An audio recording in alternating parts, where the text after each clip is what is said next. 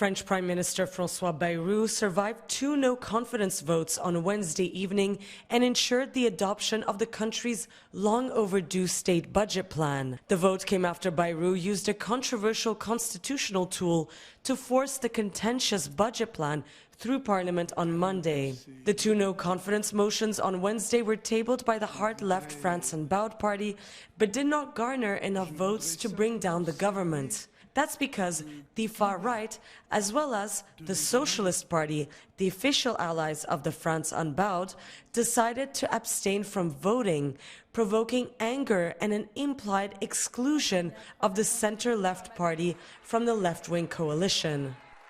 C'est irresponsable, je trouve que ce n'est pas propre d'une gauche de gouvernement. Nous allons continuer en commun et je rappelle que ce sont plutôt les députés socialistes qui s'isolent par rapport au reste.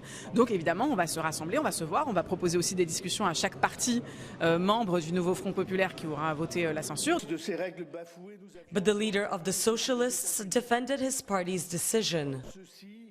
Malheureusement, même si ce budget, je le considère comme un mauvais budget, eh bien, je souhaite que le monde associatif, que les entreprises, les collectivités locales puissent continuer à travailler, ceux qui ont besoin de la commande publique. Je vois qu'il y a des tas de gens qui attendent de savoir quelles sont les règles fiscales, sociales qui vont s'appliquer à eux et qui, dans l'attente, ne font plus rien, n'embauchent plus, n'investissent plus, ne font plus de projets.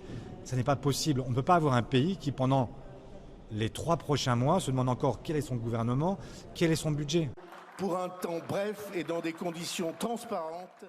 Although the unsuccessful no-confidence motions give Bayrou's minority government some breathing room, the coming months will likely be turbulent. The Socialist Party announced on Wednesday they will be tabling a no-confidence vote on February 19th. Demandant à cette tribune sans cesse des dépenses supplémentaires,